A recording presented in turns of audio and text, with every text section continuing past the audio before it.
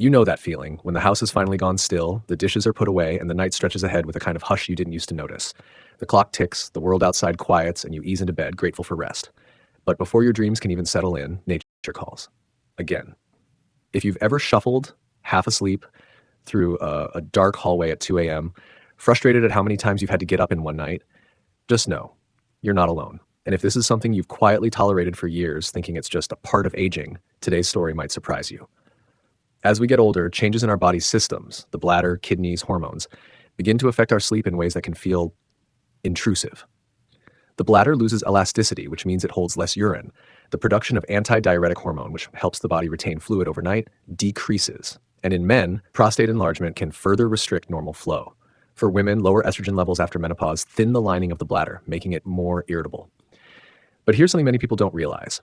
What we eat, especially before bed, can have a profound impact on how often we wake up to urinate. Tonight, I want to gently walk you through a few stories, real stories, about people like you. Each of them was struggling with disrupted sleep until they found out that what they were eating at night was quietly keeping them awake. This isn't about blame or guilt. It's about empowerment through simple human choices. Margaret, a 72-year-old retired librarian in Victoria, loved her grapes. Every night after the news, she'd pour a small bowl and enjoy them while doing her crossword. She thought it was a healthy snack. After all, grapes are fruit, natural, right? But Margaret was waking up 3 times a night, every night. She thought it was just her age, until a friend from her walking group mentioned how grapes raised her blood sugar. Curious, Margaret did a bit of digging. What she found surprised her. Grapes, especially red and green seedless ones, have a high glycemic index, meaning they cause blood sugar spikes. According to the American Journal of Clinical Nutrition, a 1-cup serving of grapes can contain over 23 grams of sugar, which causes a rapid insulin response. This insulin spike can lead to increased urine production as the kidneys try to flush out excess glucose, a process called osmotic diuresis. And worse, the sugar rush was subtly stimulating her bladder muscles. Her doctor confirmed it. Fruits are good, but the timing matters. Margaret made a small change. She switched her bedtime snack to a small bowl of unsweetened tart cherries, which not only have a lower sugar content, but also contain natural melatonin. After 2 weeks, she was waking only once per night, and she told me, "I finally feel like I slept, not just dozed." Sometimes the things we consider healthy betray us, not out of malice, but out of misunderstanding, and sugar isn't the only culprit. Peter, 68, a retired postal worker from Ottawa, had a long-standing bedtime ritual, a few slices of aged cheddar and a couple of crackers before brushing his teeth. "It helped me unwind," he said. A little something to close the day. But Peter was waking up twice a night, and sometimes even 3 times, with a sense of bladder pressure he couldn't explain. His urologist suggested reviewing his sodium intake. Peter was shocked. "Cheese?" he asked. "It's just cheese." But aged cheese, especially cheddar, Gouda, and Parmesan, can contain over 400 milligrams of sodium per ounce. High sodium levels increase thirst, but more subtly, they trigger fluid retention during the day, which is then released at night when we lie flat, a phenomenon known as nocturnal natriuresis.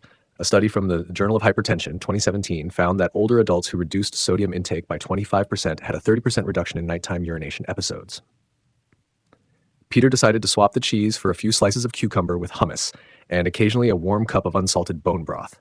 Within 10 days, his nighttime wake-ups dropped by half. We often seek comfort at night, something creamy, something savory, but sometimes comfort comes in quieter forms.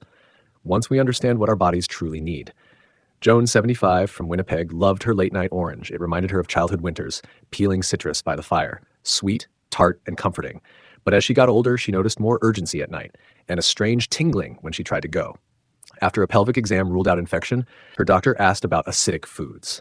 Why? Because citrus fruits, particularly oranges and grapefruit, have a pH between 2.9 and 3.5, making them highly acidic.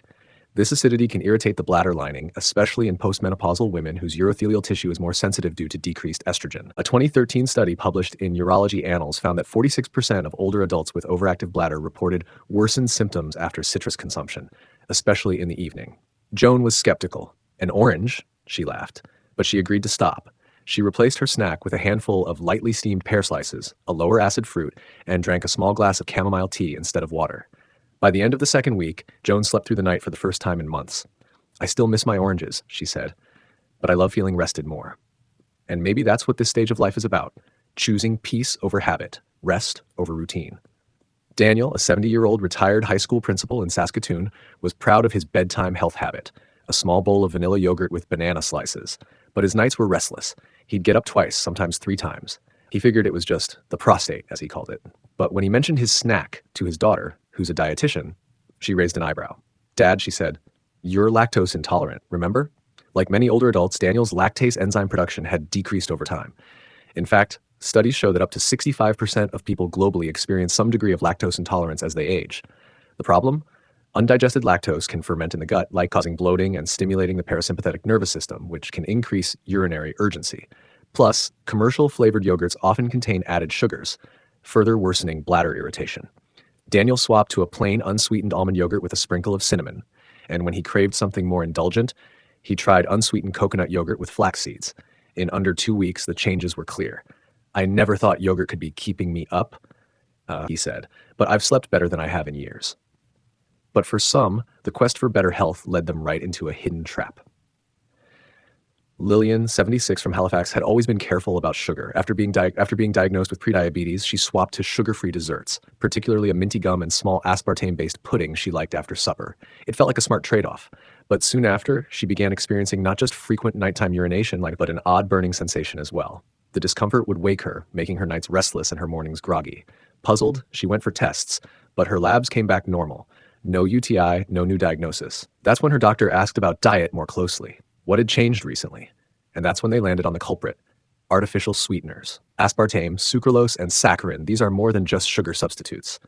Several studies have found they can irritate the bladder lining, increase detrusor muscle activity, the muscle that contracts to release urine, and even mimic neurostimulatory effects, increasing urgency.